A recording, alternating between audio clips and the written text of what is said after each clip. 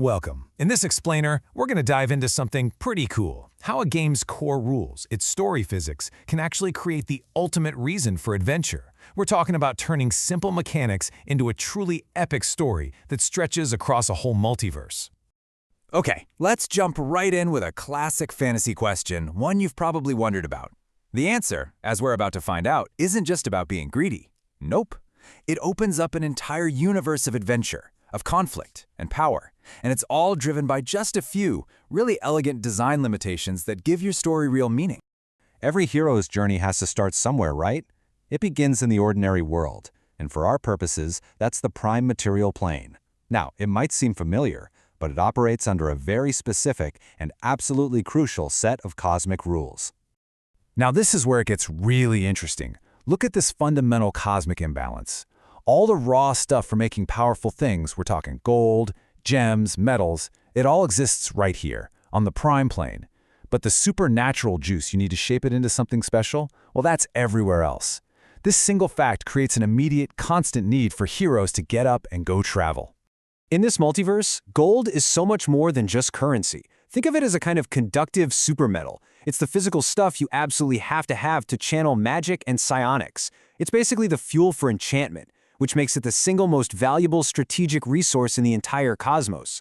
And this is where you really see the stakes. I mean, from the ink in a wizard's spellbook to the literal diet of powerful psychics, gold is the foundation of all supernatural power. So this limitation means that whoever controls the gold from the prime worlds, well, they essentially control the flow of power across all dimensions.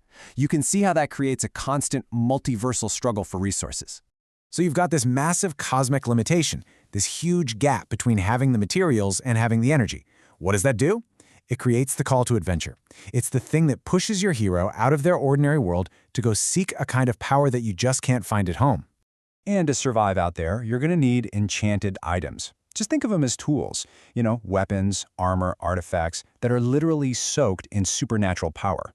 Now, they can be either magical or psionic, but it's really important to remember they can't be both. It's this enchantment that gives them bonuses, adds powerful modifiers, and a lot of the time gives you entirely new powers to play with. And the difference is, well, it's stark. A standard axe is just a piece of metal on a stick, but a +1 enchanted axe, that gives you a real, tangible advantage. It's a mathematical edge that could literally mean the difference between landing that critical blow and being defeated. That's the power gap every hero has to try and close. So, here's the crucial point, the real kicker. You're standing on a world that's packed with gold and iron, but you just don't have the supernatural fire you need to forge them into enchanted items.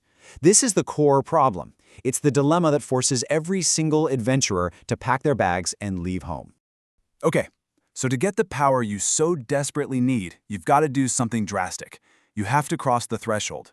You have to leave that ordinary world behind and take a journey into the special, energy-rich worlds of the multiverse. And this right here becomes the core loop of your adventure. You have to become a planar wanderer, a traveler who takes the everyday stuff from one world and ventures into another just to infuse it with supernatural power. It's a journey of synthesis, really, of bringing two separate worlds together to create something totally new. But just getting to another plane, that's not enough. You need the secret knowledge, the key to actually unlock and control these powerful forces. This is that part of the story where you meet your mentor. Except, it might not be a person. It might just be a language. This is such a cool concept. In this system, alignment gets a complete makeover. It's not about your personal ethics or if you're a good or bad person. No, it's a practical, powerful tool. It's the set of ancient languages you have to speak to command the very fabric of magic and psionics. You see, learning an alignment language is how you get real mastery. It's what dictates which items you can even use, and it connects you with these powerful cosmic factions.